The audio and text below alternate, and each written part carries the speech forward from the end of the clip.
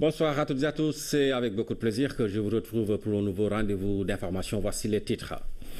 La communauté chrétienne partage le repas de rupture du jeûne du président de la République. Les cadres chefs d'entreprise de la communauté s'engagent pour l'émergence du Sénégal. Le président Macky Sall qui alloue dans la foulée 3,4 milliards pour la rénovation des sites religieux. Le poivron local a beaucoup de succès. C'est de l'or qui se cultive selon les producteurs qui peuvent gagner jusqu'à 2 millions par semaine. Beaucoup de jeunes ont investi la filière dans la zone des Niayes. Au rythme du Ramadan, zoom ce soir sur les fabricants de marmites et autres ustensiles de cuisine. Un métier difficile pour ceux qui jeûnent entre la chaleur et l'odeur de l'aluminium. À Kaolack également, la forte chaleur ne fait pas l'affaire des jeûneurs. Et puis l'œuvre de Sembène Ousmane portée sur grand écran. Un documentaire sur le parcours du cinéaste vient d'être projeté à Dakar. Nous ferons connaissance avec Dara et Sembène à Thiès. L'école ou Dara, creuset de l'enseignement populaire pour ceux qui n'ont jamais fait l'école formelle.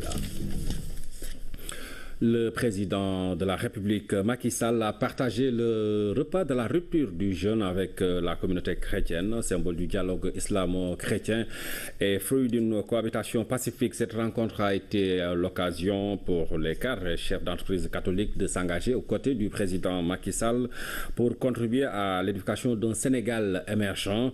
Le chef de l'État a par ailleurs alloué à l'Église une subvention de 3,4 milliards de francs CFA. C'est pour la rénovation des édifices religieux de la communauté chrétienne. C'est un compte rendu signé par Biram Bigendiaï.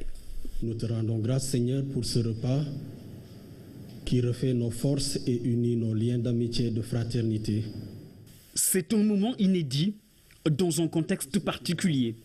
À l'heure de la rupture du jeûne, un vendredi du mois béni du Ramadan, la communauté chrétienne du Sénégal se solidarise et vient partager le ndogu avec le président de la République, Macky Sall.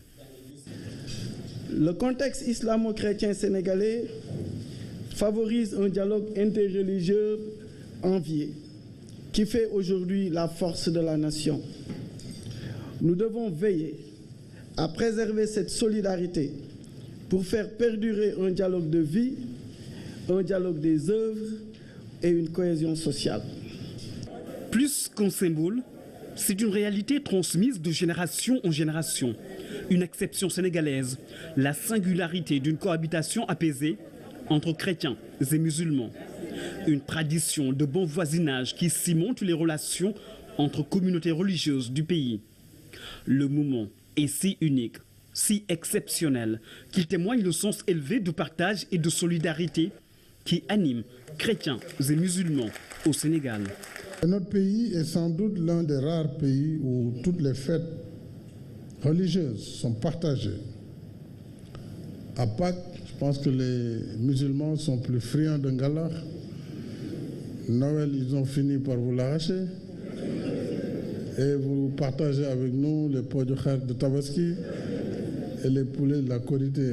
Donc ça, c'est une particularité importante. Mais aussi, nous avons la possibilité, et nous avons chez nous, le cimetière où reposent musulmans et chrétiens. C'est assez exceptionnel quand on sait ce qui se passe aujourd'hui dans le monde. Au-delà du dialogue islamo-chrétien qui se déroule à merveille dans notre pays, la communauté catholique a décidé de s'investir davantage dans le développement économique et social du Sénégal. Elle souhaite accompagner le président Macky Sall dans l'œuvre de construction d'un Sénégal émergent. Nous sommes conscients, Excellence, que les défis à relever sont encore nombreux. Nous voulons, Excellence, aujourd'hui, nous positionner alors avec une attitude positive, comme développeurs et force de proposition pour l'émergence du Sénégal, dans ce que nous savons faire de mieux, le social, l'éducation, le rappel des valeurs citoyennes, le bien commun et la centralité de l'homme dans toute entreprise sociale ou économique. Excellence, l'Église, notre mère, nous demande de prier pour ceux qui nous gouvernent, car de leur paix dépend notre paix. Ces projets, Excellence, me semblent démontrer à suffisance notre volonté de construire avec vous et à tous nos concitoyens de bonne volonté un Sénégal de paix et de prospérité, où l'amour et la fraternité régneront en maître dans le respect total du deuxième commandement de notre foi qui est « Tu aimeras ton prochain comme toi-même ». Président, nous avons compris votre démarche économique. Nos actions sont tournées vers les services sociaux de base et sur la question de justice et d'équité sociale en termes de répartition des biens. C'est pourquoi nous avons opté cette démarche économique. Le message est entendu. Le président Macky Sall, joint l'acte à la parole, invite toute la communauté chrétienne à prendre sa place dans la marche du pays, la vie économique, sociale et politique. Un engagement patriotique tout en saluant le mérite des cadres et chefs d'entreprise chrétiens. En tant que président de la République, je voudrais saluer votre citoyenneté, remarquer, saluer votre engagement à travers les activités que vous avez développées, tant au niveau de l'ADEX qu'au niveau social. Et je ne peux pas ne pas magnifier le rôle de Caritas Sénégal en faveur des populations pauvres. J'ai une grande sensibilité en faveur des populations démunies. Parce qu'il faut que l'État puisse apporter pleinement sa contribution pour que ceux qui sont au bas de l'échelle puissent remonter. Donc, l'action de Caritas, l'action des écoles catholiques au Sénégal, des dispensaires, hélas, qui n'existent plus tellement. Nous, lorsqu'on était encore plus jeunes, comme moi, je suis de Fatick, alors nous avons vécu avec la mission et nous connaissions les fréquentations dans les postes de santé qui existaient au sein des missions catholiques et au sein des congrégations. Je crois que ce travail doit être renforcé. L'Immaculée Conception et tous les autres établissements d'enseignement catholique qui en réalité ont formé plusieurs générations de musulmans. Donc c'est une mission de service public que l'Église a rendue à notre pays et cela doit être magnifié. C'est aussi l'occasion pour le président Macky Sall de réitérer sa volonté de soutenir la communauté chrétienne à travers notamment le programme spécial de modernisation des foyers religieux. J'ai décidé finalement d'octroyer une importante subvention de 3,4 milliards en faveur des édifices de la communauté chrétienne avec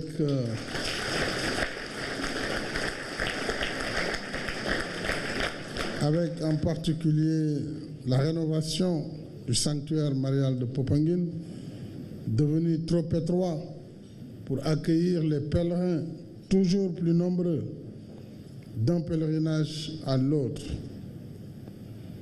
Et cet édifice, ce sanctuaire sera délocalisé au sommet de la colline de Popenguine pour un espace plus approprié. J'ai décidé également d'octroyer à chaque diocèse, et nous en avons 7, 250 millions pour des aménagements dans les différents sanctuaires diocésains. Citoyenneté et engagement social, ce sont les maîtres mots d'une communauté chrétienne qui aujourd'hui veut être au cœur de la nouvelle trajectoire d'émergence portée par le président Macky Sall. Aujourd'hui, plus que par le passé, le temps de l'action implique toutes les forces vives de la nation. Voilà, les représentants de la communauté catholique chrétienne, plutôt du Sénégal, donc reçus par le chef de l'État. C'était hier soir. Après Ziguinchor, le ministre de l'Enseignement supérieur était à Kolda et à Sédhiou pour également s'inquérir de l'état d'avancement des chantiers. Si l'espace numérique ouvert de Sédhiou est en plein chantier, celui de Kolda est terminé et le ministre s'est également rendu au centre délocalisé de l'université Assane Seck de Ziguinchor qui se trouve à Kolda. Kaltom Gueye. Le chantier est en pleine activité, les ouvriers sont à pied d'œuvre. Nous sommes dans l'espace numérique ouvert de Sédhiou. Le ministre de l'Enseignement supérieur est venu constater l'état d'avancement des travaux. Et malgré une nette amélioration, la satisfaction n'est pas encore au rendez-vous. Il faut dire que lors de notre dernière visite, il y avait un grand retard au niveau de ces ténons. Un effort important a été fait. Mais là encore, comme je le dis, il n'est pas suffisant dans la mesure où les travaux les plus difficiles sont en vue, puisque c'est un espace numérique ouvert et nous avons les open space, là où nous mettons les 100 ordinateurs qui sont de grands espaces avec des grandes portées et qui demandent évidemment beaucoup de soins dans la mise en œuvre des poutres. Et ceci évidemment prend aussi du temps. Si à Sédhiou, les travaux de l'ENO sont en plein régime, à Kolda par contre, c'est un bâtiment neuf qui accueille les ministres. Ici, il ne reste que la finition. Aujourd'hui, il reste simplement le volet informatique et le volet aménagement intérieur qui devrait sans doute avoir lieu dans les jours à venir. Et puis ensuite, ils vont passer au carrelage et à la finition définitive. Mary Teuw Niane s'est également rendue au centre délocalisé de l'université Assane Seck de Kolda. Un tour a permis au ministre de constater que l'évolution du chantier est très lente par rapport aux attentes. Il y a eu aussi des avancées sur le chantier. Cependant, il faut constater que ces avancées ne sont pas à la mesure des engagements qui avaient été pris.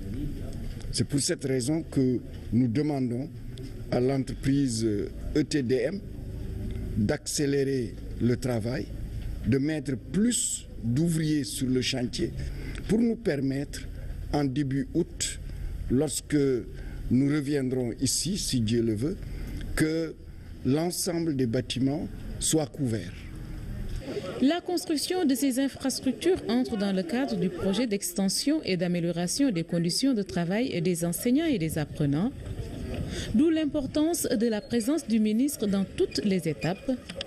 Mary Teuw Niane assure le suivi du début jusqu'à la fin des travaux.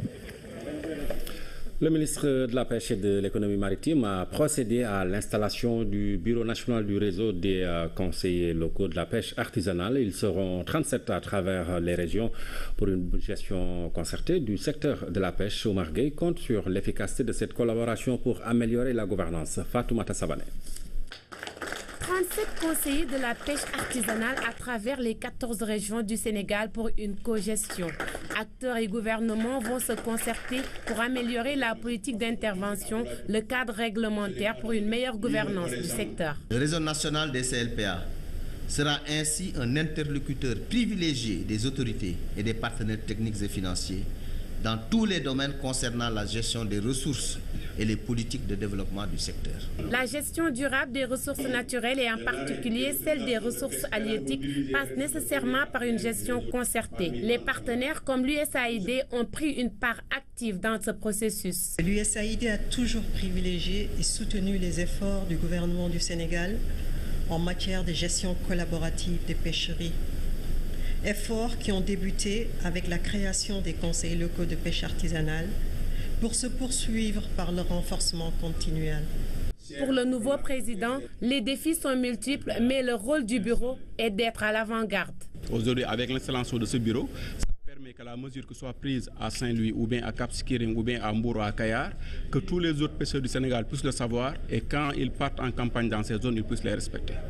Et dans cette cogestion-là, c'est l'acteur à la base qui dit voilà ce que nous voulons gérer. Parce qu'il a une connaissance empirique qui lui permet de savoir que le poisson, il pond à telle heure, il faut qu'il ait telle taille pour pouvoir pondre, il faut qu'on le reproduise à telle période.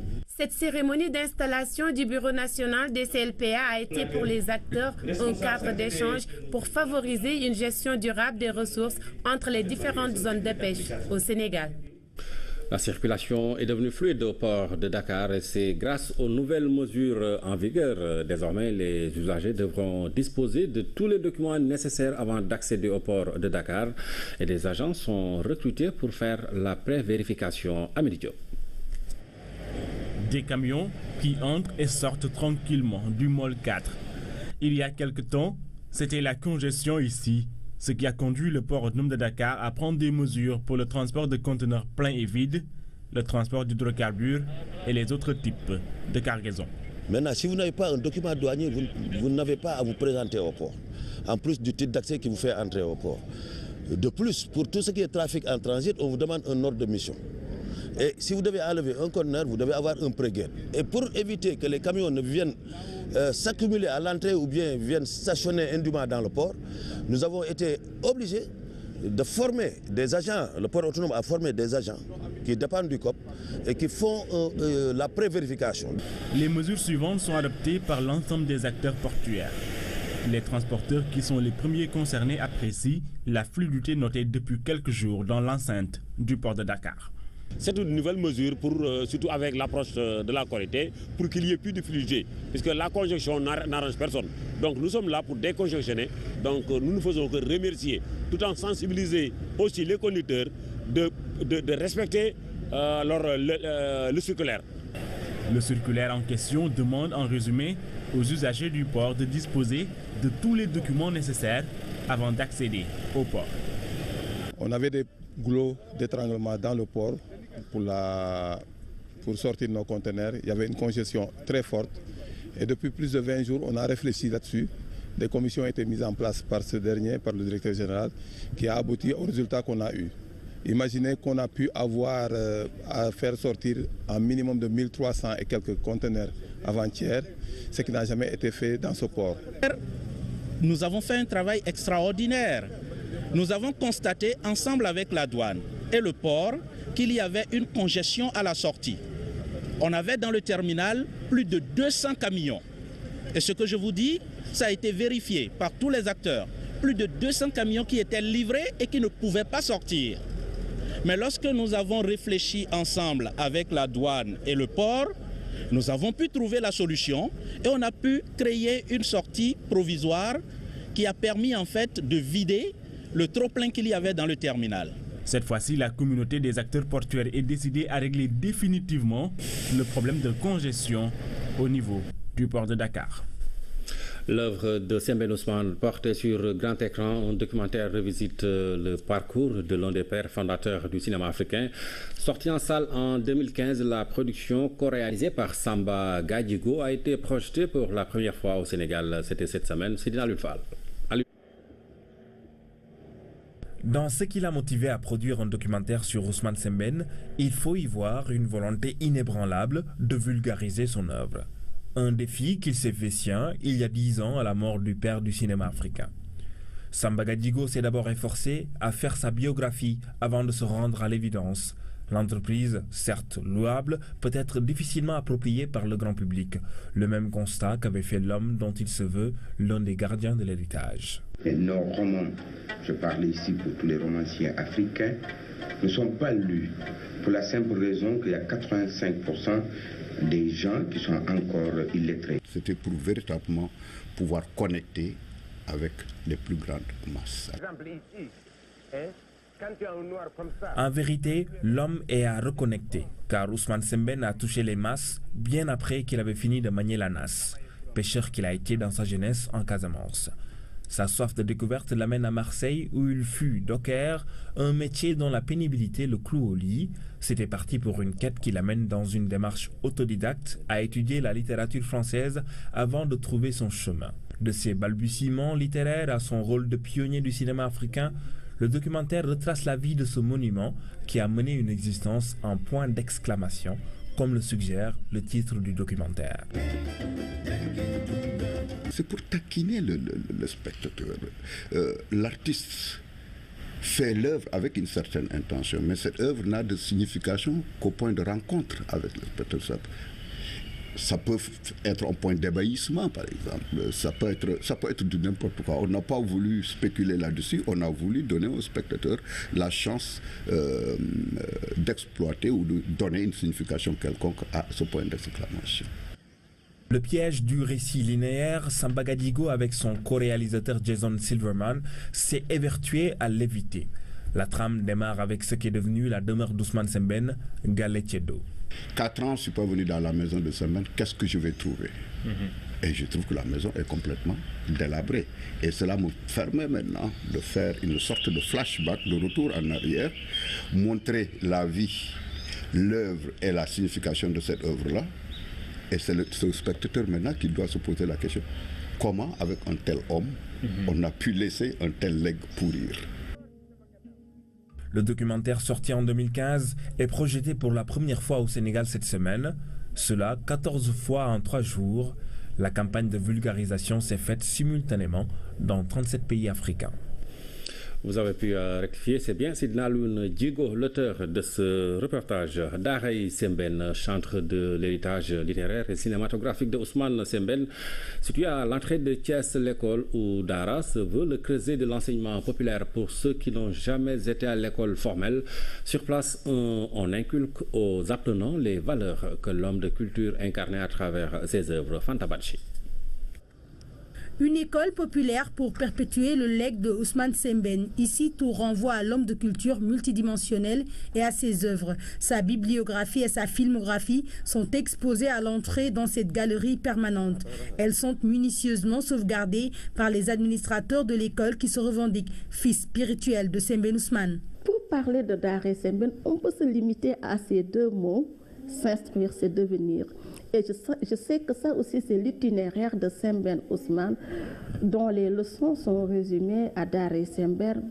Ainsi, on ne naît pas avec le savoir, on grandit en allant à sa recherche. Continuer à enseigner la philosophie de Sembène, c'est-à-dire faire le gumsebopisme, croire en soi-même, savoir que ce n'est pas en attendant que les autres nous viennent en aide qu'on va se développer. Et là, ça part de l'individu, en passant par le quartier, la région, le continent. Ces messages et ces films constituent les outils pédagogiques de Daray Sembène. La méthodologie utilisée ici peut être appliquée même aux sourds-muets. Pour ces enseignants adeptes de la philosophie de Sembène, tout sur l'homme est une leçon de vie. Daray Sembène œuvre pour le français fonctionnel à travers par la pédagogie de l'image, comment utiliser l'image comme outil pédagogique, mais aussi la pédagogie élan. C'est pour perpétuer aussi la mémoire de Sembène Ousmane à travers la littérature et le cinéma. Rester dans l'école populaire, aider des gens qui n'ont pas fait des études poussées, ou bien des gens qui n'ont jamais fréquenté l'école à savoir lire, à savoir écrire et à savoir s'exprimer, parce que le savoir est une arme. Les étudiants, ils sont en effet appelés ainsi pour valoriser leur apprentissage, sont souvent des adultes analphabètes. S'ils m'ont donné un document, je ne connais rien. Il faut que je regarde comme ça, après c'est le retour. Oui, j'ai fait ici 200. Mais avant que je venais ici, je ne peux pas lire, je ne peux pas écrire. Mais maintenant je lis et j'écris bien. Daray Sembène, c'est une école populaire de 7 à 77 ans pour tous ceux qui n'ont jamais été à l'école à apprendre à lire et à écrire et à parler français. Créée en 2008, un an après le décès de Ousmane Sembène, l'école commémore encore son mentor. Daray Sembène se dit d'ailleurs prêt à accompagner l'initiative de l'État du Sénégal qui souhaite répertorier et conserver les œuvres de Sembène Ousmane pour en faire un patrimoine national. Nous aurons d'autres sujets sur la vie et l'œuvre de Sembène Ousmane dans nos éditions de demain. La journée de l'enfant africain et la semaine nationale de l'enfant ont été officiellement lancées. C'était à Saint-Louis en présence du ministre de la Femme, de la Famille et de l'Enfance. Le maître mot reste la protection des devis des enfants, des devoirs des enfants plutôt. Partenaires techniques et financiers, pouvoirs publics et autorités locales s'engagent à renforcer le cadre juridique pour assurer aux enfants un meilleur épanouissement. Abasso. Tous sont unanimes. Il faut préserver les droits des enfants. C'est la conviction des acteurs qui se sont mobilisés à Saint-Louis du Sénégal pour célébrer la journée de l'enfant africain. Cette journée coïncide avec la 29e édition de la Semaine nationale de l'enfance. Je voudrais magnifier les efforts du gouvernement du Sénégal et les nombreuses actions menées en faveur de la survie, du développement et de la protection de l'enfant, ainsi que pour l'amélioration de leurs conditions de vie durant la période couvrant ces 27 dernières années depuis l'adoption de la Charte africaine des droits et du bien-être des enfants. L'enfant est un être fragile, un être à éduquer et à protéger, car l'enfant, l'avenir de demain, est un don de Dieu. Ce dont souffre l'enfant africain, ce n'est pas de la reconnaissance de ses droits, mais de leur mise en œuvre. En choisissant comme thème l'agenda 2030 pour un développement durable en faveur des enfants, accélérons la protection, l'autonomisation et l'égalité des chances, les experts ont voulu partager des principes pour une meilleure prise en charge des droits des tout-petits en vue de l'atteinte des objectifs de développement durable, les ODD. Pour nous, c'est un appel à l'action pour chacun et en tout lieu, pour contribuer aux changements qui vont remédier de façon définitive aux grandes inégalités et violations des droits des enfants, en particulier des filles, et qui les empêche de développer tout leur potentiel. Le gouvernement s'est investi dans la réalisation des ODD en les déclinant principalement dans le plan Sénégal émergent, dont le deuxième pilier est axé sur le capital humain, la protection sociale et le développement durable. Notre pays, en réalité, n'a pas attendu le choix du comité pour prendre en compte les besoins des enfants et des groupes vulnérables dans ses options programmatiques. En effet, depuis son accession à la magistrature suprême, Son Excellence le Président de la République, M. Macky Sall, a très tôt indiqué la direction à travers sa vision consistant à promouvoir une société plus juste dont l'égalité et l'équité restent les fondamentaux pour assurer le bien-être social de tous les groupes vulnérables, les enfants particulièrement. Le ministère de la Femme, de la Famille et de l'Enfance s'engage ainsi à mobiliser tous les acteurs autour des problématiques de l'enfance. Une semaine de plaidoyer pour renforcer les acquis au Sénégal. La journée de l'enfant s'est lancée et la semaine de l'enfant donc lancée à Saint-Louis, c'est pour la protection des droits des enfants. Parlons de ce travail où tout se résume à la force ou presque. À cela s'ajoute la chaleur et l'odeur de l'aluminium et pourtant ils sont obligés de faire face aux rigueurs du Ramadan. Nous parlons des fabricants de marmites et autres ustensiles de cuisine qui rencontrent d'énormes difficultés, surtout en cette période de Ramadan. À l'heure de la rupture, certains d'entre eux sont obligés de prendre du lait. Ibrahim Ndao. Un décor atypique, des marmites pour souhaiter la bienvenue aux visiteurs. À l'intérieur de cet atelier, une chaleur insupportable pour le profane. Les conditions de travail n'épargnent même pas ces ouvriers, surtout en cette période de Ramadan. La chaleur est torride, dure. Nous faisons pour la face de Dieu et il va nous rétribuer. Il allume le feu, il l'attise. Presque une distance de 4 mètres la sépare de cette grande marmite. Son action semble anodine au regard du visiteur.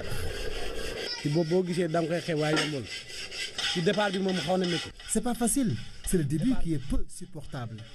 Mais avec le temps, on s'adapte. Après la cuisson qui peut durer plus de 2 heures de temps, les marmites et autres ustensiles sont amenés au marché Caroy. Sur place, un autre travail qui nécessite de la force, le limage. Le limage est trop dur, mais nous n'avons pas le choix. Nous sommes jeunes et on doit travailler. Certes, c'est difficile avec le Ramadan. Un travail difficile qui exige des positions différentes. Assise ou debout, tout dépend de l'ustensile et de son niveau de fabrication. Je suis obligé de me courber pour faire le travail comme il se doit. C'est pour cela que j'adopte cette position.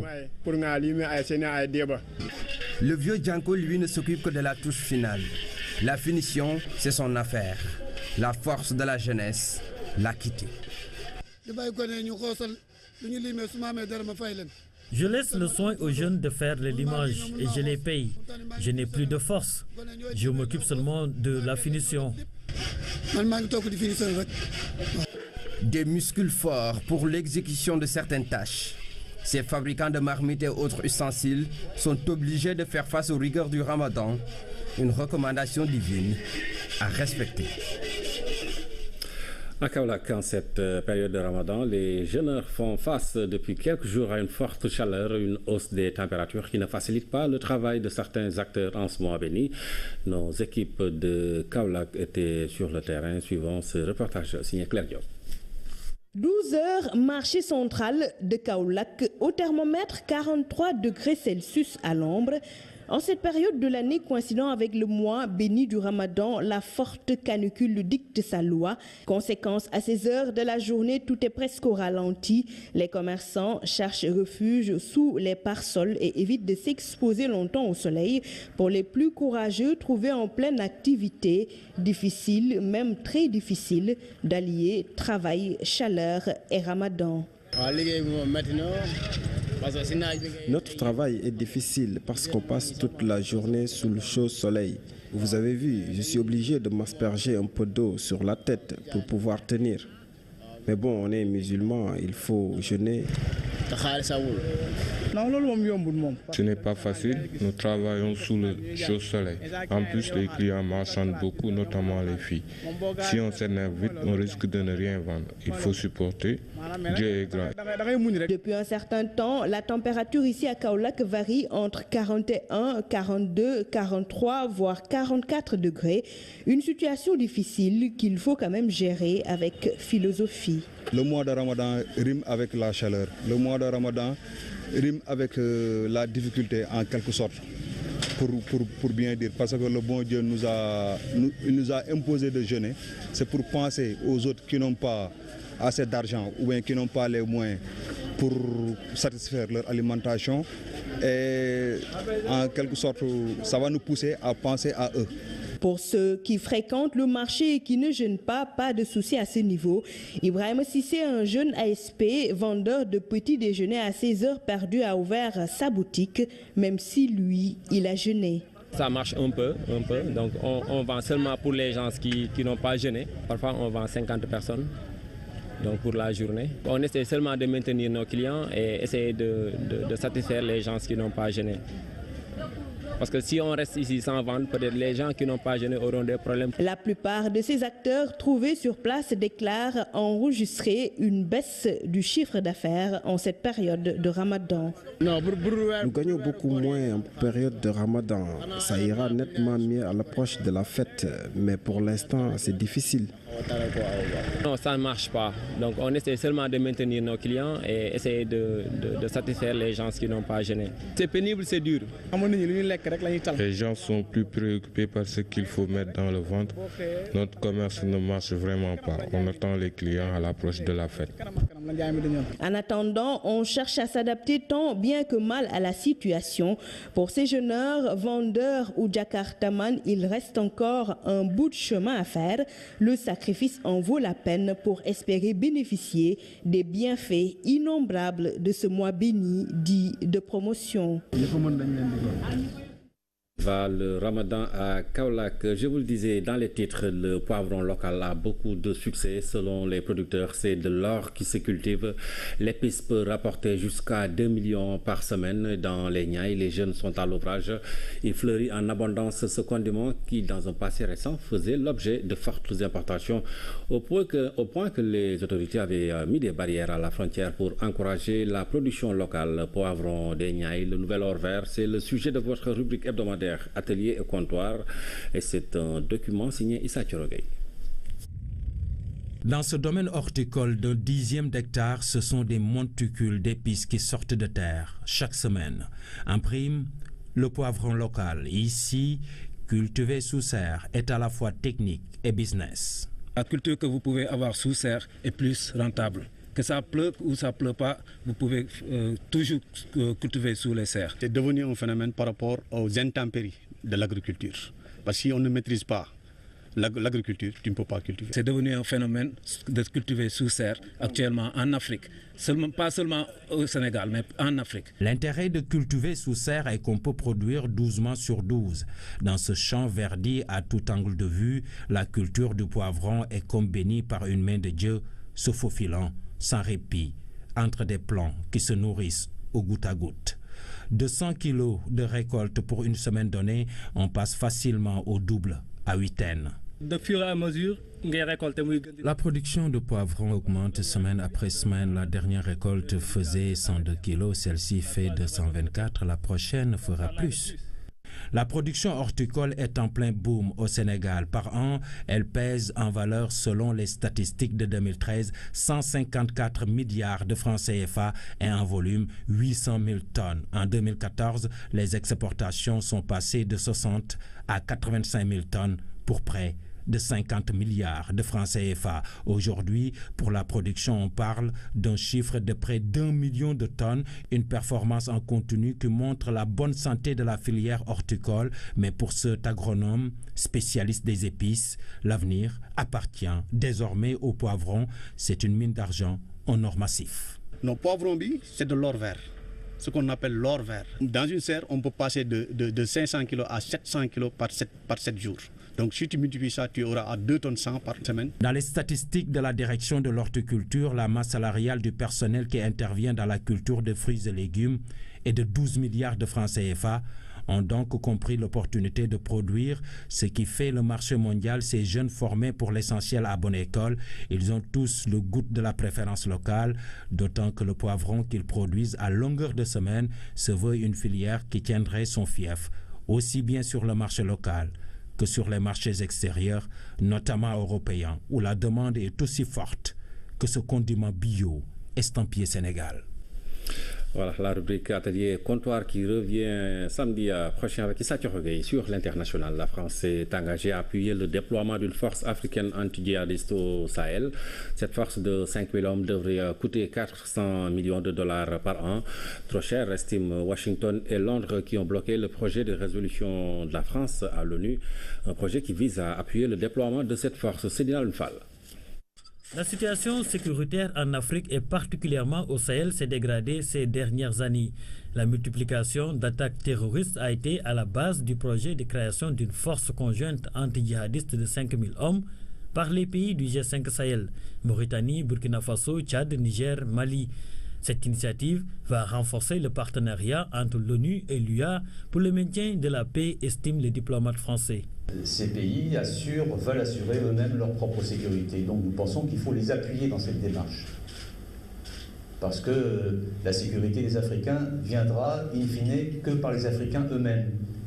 Et dès qu'il y a des initiatives de ce type qui sont prises, la France les appuie et essaye, par sa présence au Conseil de sécurité, nous sommes aussi membres permanents et le Sénégal est membre en ce moment du Conseil de sécurité. Nous essayons de faire avancer cette thèse. Je pense que nous y arriverons. Le texte en discussion autorise les forces du G5 Sahel à utiliser tous les moyens nécessaires pour lutter contre le terrorisme et les crimes organisés. Mais le financement de cette force constitue un obstacle. Il va falloir mobiliser 400 millions de dollars par an. L'Union européenne s'est engagée à mettre 50 millions d'euros pour équiper les 5 000 soldats qui devraient être déployés dans les zones transfrontalières. Les États-Unis et le Royaume-Uni, tout en reconnaissant les biens fondés du texte, ont bloqué en début de semaine une seconde version du projet de résolution français. Washington et Londres souhaiteraient le transformer en une simple déclaration du Conseil de sécurité sans contrainte financière. Et pourtant, la menace est élevée.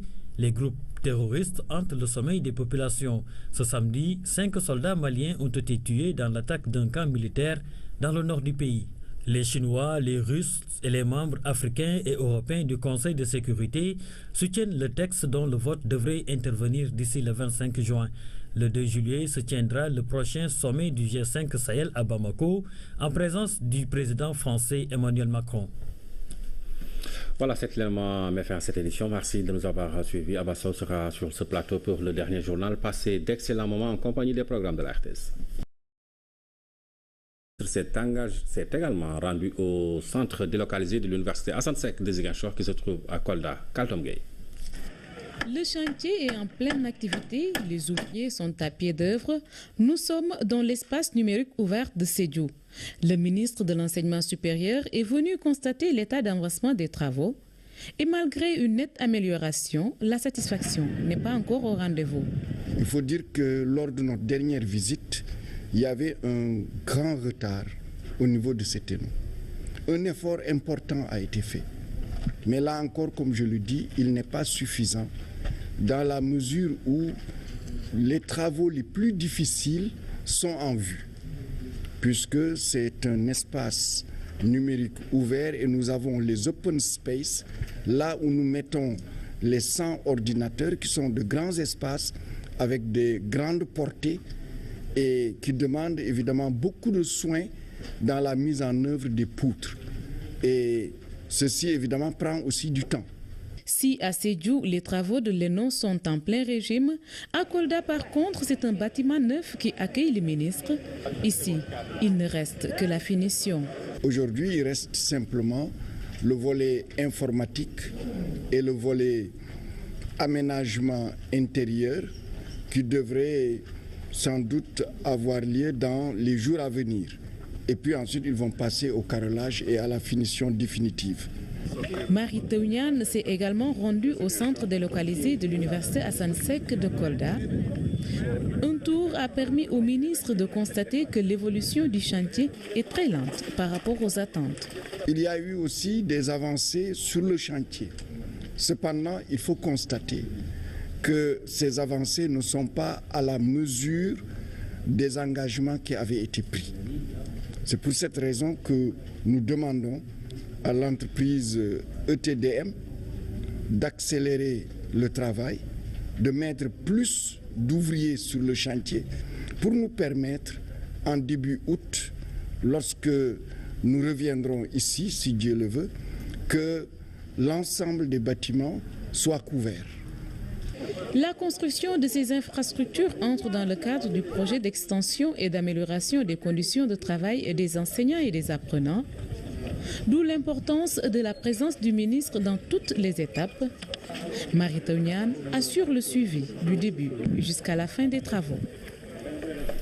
Le ministre de la Pêche et de l'Économie maritime a procédé à l'installation du Bureau national du réseau des conseillers locaux de la pêche artisanale. Ils seront 37 à travers les régions pour une gestion concertée du secteur de la pêche. Omar Gueye compte sur l'efficacité de cette collaboration pour améliorer la gouvernance. Fatoumata Savané. 37 conseillers. Sénégal en faveur des populations pauvres. J'ai une grande sensibilité en faveur des populations démunies. Parce qu'il faut que l'État puisse apporter pleinement sa contribution pour que ceux qui sont au bas de l'échelle puissent remonter. Donc, l'action de Caritas, l'action des écoles catholiques au Sénégal, des dispensaires, hélas, qui n'existent plus tellement que nous, lorsqu'on était encore plus jeunes, comme moi je suis de Fatick, alors nous avons vécu avec la mission et nous connaissions les fréquentations dans les postes de santé qui existaient au sein des missions catholiques et au sein des congrégations. Je crois que ce travail doit être renforcé. L'Immaculée Conception et tous les autres établissements d'enseignement catholique qui en réalité ont formé plusieurs générations de musulmans. Donc c'est une mission de service public que l'Église a rendue à notre pays et cela doit être magnifié. C'est aussi l'occasion pour le président Macky Sall de réitérer sa volonté de soutenir la communauté chrétienne à travers notamment le programme spécial de modernisation des foyers religieux. J'ai décidé finalement d'octroyer une importante subvention de 3,4 milliards en faveur des édifices de la communauté chrétienne avec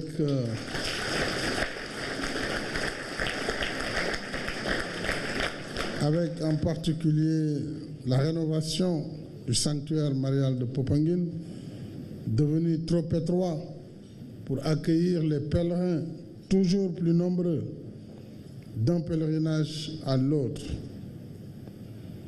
Et cet édifice, ce sanctuaire sera délocalisé au sommet de la colline de Popenguine pour un espace plus approprié. J'ai décidé également d'octroyer à chaque diocèse, nous en avons 7, 250 millions pour des aménagements dans les différents sanctuaires diocésains. Citoyenneté et engagement social, ce sont les maîtres mots d'une communauté chrétienne qui aujourd'hui veut être au cœur de la nouvelle trajectoire d'émergence portée par le président Macky Sall. Aujourd'hui, plus que par le passé, le temps de l'action implique toutes les forces vives de la nation. Voilà, les représentants de la communauté catholique chrétienne, plutôt du Sénégal, donc reçus par le chef de l'État. C'était hier soir. Après Ziguinchor, le ministre de l'Enseignement supérieur était à Kolda et à Sédhiou pour également s'enquérir de l'état d'avancement des chantiers. Si l'espace numérique ouvert de Sédhiou est en plein chantier, celui de Kolda est terminé et le ministre...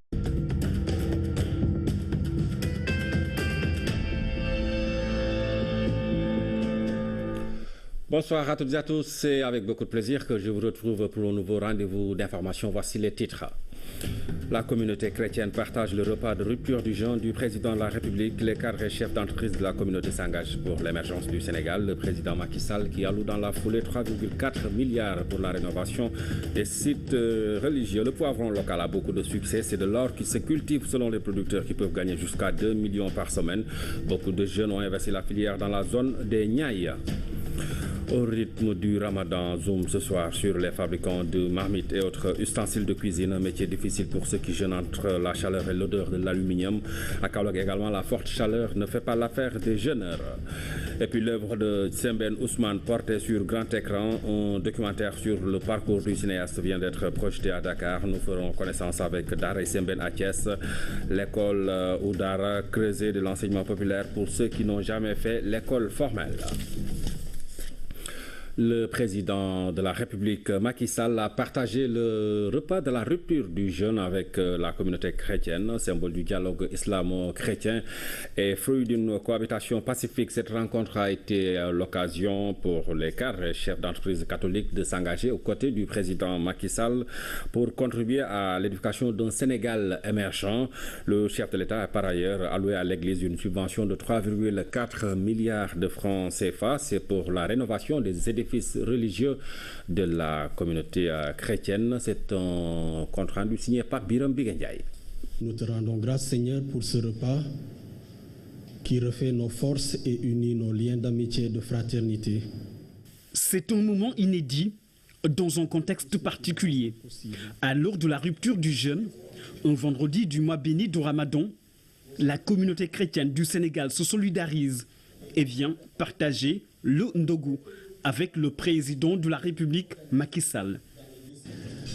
Le contexte islamo-chrétien sénégalais favorise un dialogue interreligieux envié qui fait aujourd'hui la force de la nation.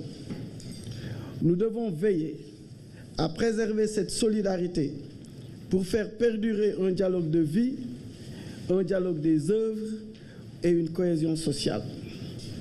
Plus qu'un symbole, c'est une réalité transmise de génération en génération. Une exception sénégalaise, la singularité d'une cohabitation apaisée entre chrétiens et musulmans. Une tradition de bon voisinage qui cimente les relations entre communautés religieuses du pays. Le moment est si unique, si exceptionnel, qu'il témoigne le sens élevé de partage et de solidarité qui anime chrétiens et musulmans au Sénégal. Notre pays est sans doute l'un des rares pays où toutes les fêtes religieuses sont partagées.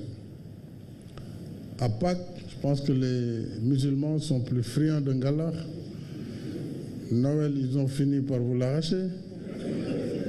Et vous partagez avec nous les pots de khar de Tabaski et les poulets de la Korité. Donc ça, c'est une particularité importante. Mais aussi, nous avons la possibilité, et nous avons chez nous, le cimetière où reposent musulmans et chrétiens. C'est assez exceptionnel quand on sait ce qui se passe aujourd'hui dans le monde. Au-delà du dialogue islamo-chrétien qui se déroule à merveille dans notre pays, la communauté catholique a décidé de s'investir davantage dans le développement économique et social du Sénégal. Elle souhaite accompagner le président Macky Sall dans l'œuvre de construction d'un Sénégal émergent. Nous sommes conscients, Excellence, que les défis à relever sont encore nombreux. Nous voulons, Excellence, aujourd'hui, nous positionner alors avec une attitude positive, comme développeurs et force de proposition pour l'émergence du Sénégal, dans ce que nous savons faire de mieux, le social, l'éducation, le rappel des valeurs citoyennes, le bien commun et la centralité de l'homme dans toute entreprise sociale ou économique. Excellence, l'Église, notre mère, nous demande de prier pour ceux qui nous gouvernent, car de leur paix dépend notre paix. Ces projets, Excellence, me semblent démontrer à suffisance notre volonté de construire avec vous et à tous nos concitoyens de bonne volonté un Sénégal de paix et de prospérité, où l'amour et la fraternité régneront en maître dans le respect total du deuxième commandement de notre foi, qui est « Tu aimeras ton prochain comme toi-même ». Président, nous avons compris votre démarche économique. Nos actions sont tournées vers les services sociaux de base et sur la question de justice et d'équité sociale en termes de répartition des biens. C'est pourquoi nous avons opté cette démarche économique. Le message est entendu.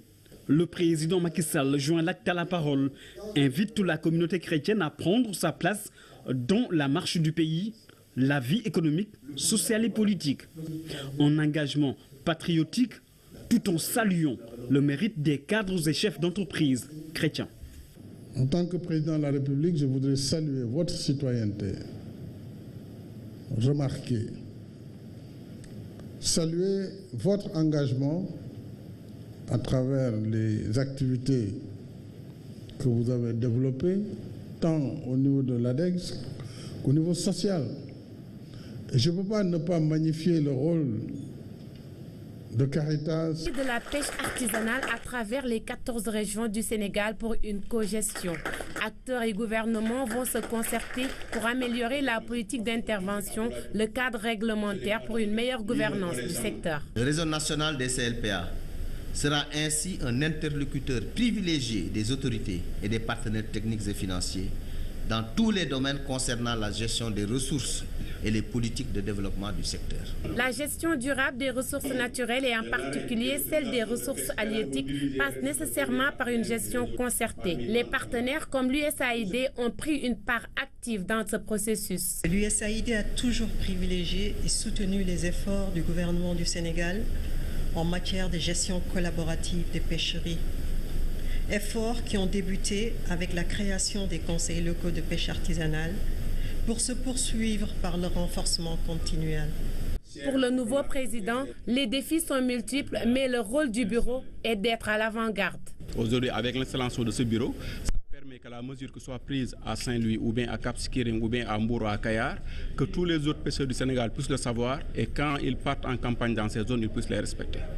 Et dans cette cogestion-là, c'est l'acteur à la base qui dit voilà ce que nous voulons gérer. Parce qu'il a une connaissance empirique qui lui permet de savoir que le poisson, il pond à telle heure, il faut qu'il ait telle taille pour pouvoir pondre, il faut qu'on le reproduise à telle période. Cette cérémonie d'installation du Bureau national des CLPA a été pour les acteurs un cadre d'échange pour favoriser une gestion durable des ressources entre les différentes zones de pêche au Sénégal.